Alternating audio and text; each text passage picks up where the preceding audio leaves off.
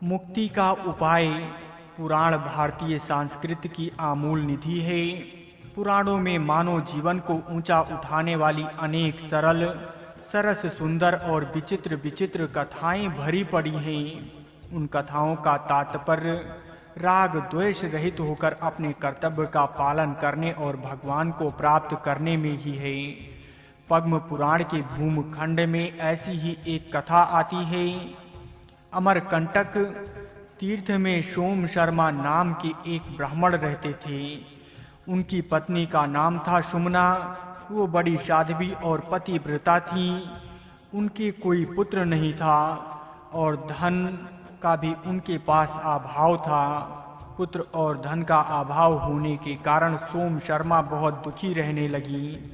एक दिन अपने पति को अत्यंत चिंतित देखकर सुमना ने कहा कि हे प्राणनाथ, आप चिंता को छोड़ दीजिए, क्योंकि चिंता के समान दूसरा कोई दुख नहीं है। स्त्री, पुत्र और धन की चिंता तो कभी करनी ही नहीं चाहिए। इस संसार में ऋणा अनुबंध से अर्थात किसी का ऋण चुकाने के लिए और किसी से ऋण वसूल करने के लिए ही जीव का जन्म होता है। माता पिता, स्त्री, पुत्र, भाई, मित्र, सेवक आदि सब लोग अपने अपने ऋणा अनुबंध से ही इस पृथ्वी पर जन्म लेकर हमें प्राप्त होते हैं। संसार में शत्रु, मित्र और उदासीन ऐसे 3 प्रकार के पुत्र होते हैं। शत्रु स्वभाव वाले पुत्र के 2 भेद हैं। पहला, किसी ने पूर्व जन्म में दूसरे से ऋण लिया पर उसको चुकाया नहीं, तो दूसरे जन्म में ऋण लेने वाला उस ऋणी का पुत्र बनता है। दूसरे, किसी ने पूर्व जन्म में दूसरे के पास अपनी धरोहर रखी, पर जब धरोहर देने का समय आया तब उसने धरोहर लौटाई नहीं, हड़प ली, तो दूसरे जन्म में धरोहर का स्वामी उस धरोहर हड़पने वाले का पुत्र बनता है। ये दोनों ही प्रकार के पुत्र बचपन से माता पिता के साथ बैर रखते हैं और उसके साथ शत्रु की तरह बर्ताव करते हैं। बड़े होने पर वह माता पिता की संपत्ति को व्यर्थ ही नष्ट कर देते हैं। जब उनका विवाह हो जाता है तब वह माता पिता से कहते हैं कि ये घर, खेत आदि सब मेरा है, तुम लोग मुझे मना करने वाले कौन हो। इस तरह वे कई प्रकार से माता पिता को कष्ट देते हैं। माता पिता की मृत्यु के बाद वे उनके लिए श्राद्ध, तर्पण आदि भी नहीं करते। मित्र स्वभाव वाला पुत्र बचपन से ही माता पिता का हितैषी होता है। वो माता पिता को सदा संतुष्ट रखता है और स्नेह से, मीठी वाणी से उनको सदा प्रसन्न रखने की चेष्टा करता है। माता पिता की मृत्यु के बाद वो उनके लिए श्राद्ध, तर्पण, तीर्थ यात्रा, दान आदि भी करता है। उदासीन स्वभाव वाला पुत्र सदा उदासीन भाव से रहता है। वो ना कुछ देता है और ना कुछ लेता है। वो ना रुष्ट होता है, ना संतुष्ट, ना सुख देता है, ना दुख।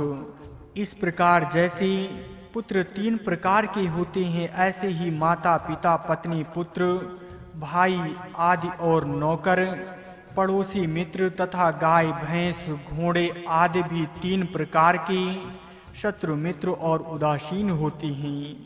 इन सब के साथ हमारा संबंध ऋणा अनुबंध से ही होता है। हे प्रियतम, जिस मनुष्य को जितना धन मिलता है उसको बिना परिश्रम किए ही उतना धन मिल जाता है, और जब धन जाने का समय आता है तब कितनी ही रक्षा करने पर भी वो चला जाता है। ऐसा समझकर आपको धन की चिंता नहीं करनी चाहिए। वास्तव में धर्म के पालन से ही पुत्र और धन की प्राप्ति होती है। धर्म का आचरण करने वाला मनुष्य ही संसार में सुख पाते हैं, इसलिए आप धर्म का अनुष्ठान करें। जो मनुष्य मन, वाणी और शरीर से धर्म का आचरण करता है उसके लिए संसार में कोई भी वस्तु दुर्लभ नहीं रहती। ऐसा कहने के बाद सुमना ने विस्तार से धर्म का स्वरूप तथा उसके अंगों का वर्णन किया। उसको सुनकर सोम शर्मा ने प्रश्न किया कि तुम्हें इन सब गहरी बातों का ज्ञान कैसे हुआ?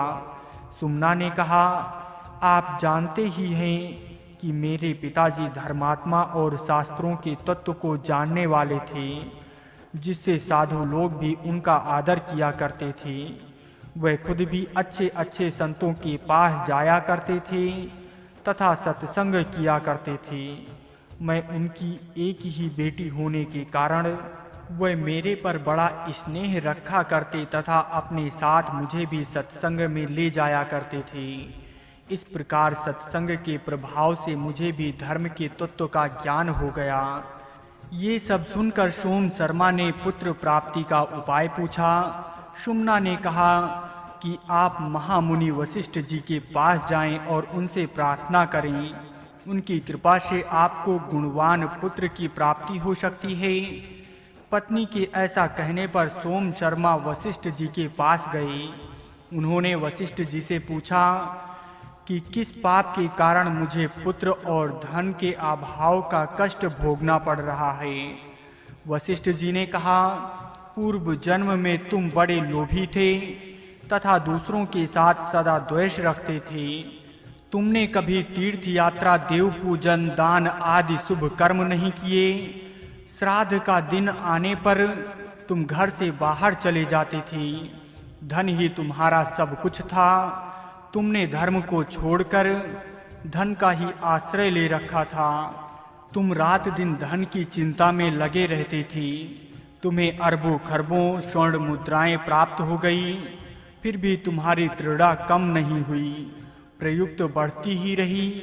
तुमने जीवन में जितना धन कमाया वो सब जमीन में गाड़ दिया। स्त्री और पुत्र पूछते ही रह गए, किंतु तुमने उनको ना तो धन दिया और ना धन का पता ही बताया। धन के लोभ में आकर तुमने पुत्र का स्नेह भी छोड़ दिया। इन्हीं कर्मों के कारण तुम इस जन्म में दरिद्र और पुत्रहीन हुए हो। हाँ, एक बार तुमने घर पर अतिथि रूप से आए एक विष्णु भक्त और धर्मात्मा ब्राह्मण की प्रसन्नता पूर्वक सेवा की। उनके साथ तुमने अपनी स्त्री सहित एकादशी व्रत रखा और भगवान विष्णु का पूजन भी किया। इस कारण तुम्हें उत्तम ब्राह्मण वंश में जन्म मिला है। हे विप्रवर, उत्तम स्त्री, पुत्र, कुल, राज्य, सुख, मोक्ष आदि दुर्लभ वस्तुओं की प्राप्ति भगवान विष्णु की कृपा से ही होती है। अतः तुम भगवान विष्णु की ही शरण में जाओ और उन्हीं का भजन करो। वशिष्ठ जी के द्वारा इस प्रकार समझाए जाने पर सोम शर्मा अपनी स्त्री सुमना के साथ बड़ी तत्परता के साथ भगवान के भजन में लग गए। उठते बैठते चलते सोते आदि सब समय में उनकी दृष्टि भगवान की तरफ रहने लगी। बड़े बड़े विघ्न आने पर भी वह अपने साधन से विचलित नहीं हुए।